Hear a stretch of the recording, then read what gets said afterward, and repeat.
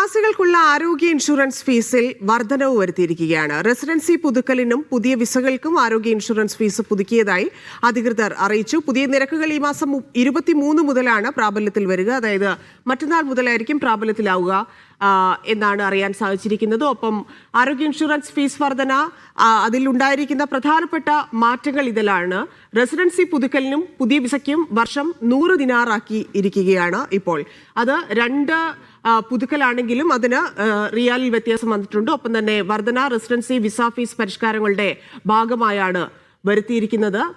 ഇതിലേറ്റവും ശ്രദ്ധിക്കേണ്ടത് ആർക്കെല്ലാമായിരിക്കും ബാധകം എന്നുള്ളതാണ്. അതായത് ഈ പുതുക്കിയ നിരക്ക് ആരെല്ലാമായിരിക്കും അടയ്ക്കേണ്ടത് എന്ന് പരിശോധിക്കുമ്പോൾ സർക്കാർ, സ്വകാര്യ മേഖലയിലെ പ്രവാസികളും കുടുംബങ്ങളും ഇത് അടയ്ക്കേണ്ടതുണ്ട്. പ്രവാസികൾ വളരെ ശ്രദ്ധിക്കേണ്ട ഒരു വാർത്ത കൂടിയാണ്. മറ്റൊന്ന് 3 ദശലക്ഷത്തിലധികം പേർക്ക് ഇത് ബാധകമാണ് എന്നുള്ളതാണ്. ഇപ്പോഴത്തെ കണക്ക് പ്രകാരമുള്ളതാണ് ഈ 3 ദശലക്ഷം എന്നുള്ളത്.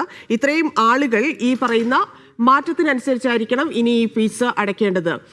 ഒപ്പം സർക്കാർ, സ്വകാര്യ ജീവനക്കാർ, വിദേശ പങ്കാളികൾ, വിദേശ നിക്ഷേപകർ, ഡിപ്പെൻഡന്റ് വിസയിലുള്ള കുടുംബാംഗങ്ങൾ, ഇത്രയും ആളുകളായിരിക്കും ഇത് അടയ്ക്കേണ്ടി വരിക. വിദേശ വിദ്യാർത്ഥികളും സ്വയം സ്പോൺസർ ചെയ്യുന്നവർ, വസ്തു ഉടമകളായ പ്രവാസികൾ, ഈ ആളുകളും, അതായത് വിദേശത്ത് വസ്തുവുള്ള ആൾക്കാർ, ഒപ്പം തന്നെ സ്പോൺസർ ചെയ്യുന്നവർ, വിദേശത്ത് പഠിക്കുന്ന വിദ്യാർത്ഥികൾ, ഇത്രയും ആളുകൾ അതിൽ മാറ്റം ശ്രദ്ധിക്കേണ്ടതുണ്ട്.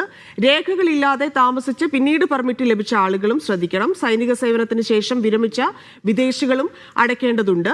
പ്രവാസികളുടെയോ നയതന്ത്രജ്ഞരുടെയോ കീഴിലുള്ള വീട്ടുജോലിക്കാരായിട്ടുള്ള ആളുകളും, ആ ജോലിക്ക് വേണ്ടി പോയിരിക്കുന്ന ആളുകളും അടയ്ക്കണം. അവിടെ പ്രത്യേകിച്ച് നമുക്ക് വീടോ ഇല്ലെങ്കിൽ വസ്തു അങ്ങനെയൊന്നും ഇല്ലാത്ത ആൾ, ബിസിനസ്സോ ഇല്ലാത്ത ആളുകളാണെങ്കിൽ പോലും ഈ ജോലി ചെയ്യുന്ന ആൾക്കാർ, വീട്ടുജോലി ചെയ്യുന്ന ആൾക്കാരാണെങ്കിലും അത് ശ്രദ്ധിക്കേണ്ടതുണ്ട്. മറ്റൊന്ന് 10 ദിനാർ മാത്രം അടയ്ക്കേണ്ടത് കാർഷിക തൊഴിലാളികൾ, മത്സ്യത്തൊഴിലാളികൾ, ഇടയന്മാർ തുടങ്ങിയ തൊഴിലാളികളാണ് 10 ദിനാർ മാത്രമായിട്ട് ഇത് അടയ്ക്കേണ്ടി വരുന്നത്. ഒരു കുവൈറ്റ് കുടുംബത്തിന് 3 പേരിൽ അധികമുള്ള ഗാർഹിക തൊഴിലാളികൾക്കും ഇത് 10 ദിനാർ മാത്രം അടയ്ക്കേണ്ടതായിട്ടുണ്ട്. ഇനി ഇൻഷുറൻസ് നിർബന്ധമാണ് എന്നുള്ള പ്രധാനപ്പെട്ട ഒരു കാര്യമാണ്. എല്ലാ എൻട്രി വിസകൾക്കും ഇൻഷുറൻസ് നിർബന്ധമാക്കിയിട്ടുണ്ട്. മറ്റൊന്ന് സർക്കാർ, സ്വകാര്യ, കുടുംബ, നിക്ഷേപ, താൽക്കാലിക തൊഴിൽ വിസകൾക്കും ഈ നിയമം വന്നിട്ടുണ്ട്. ഒപ്പം തന്നെ ട്രാൻസിറ്റ്, അടിയന്തര വിസകൾ, ടൂറിസം, ബിസിനസ്, മെഡിക്കൽ വിസകൾ, ഇവർക്കെല്ലാം 5 ദിനാർ ഇൻഷുറൻസ് ഫീസ് അടയ്ക്കേണ്ടി വരിക. വിസ ഫീസുകൾക്ക് പുറമെ ഈ 5 ദിനാർ ഇൻഷുറൻസ് ഫീസായി അധികം നൽകേണ്ടത്.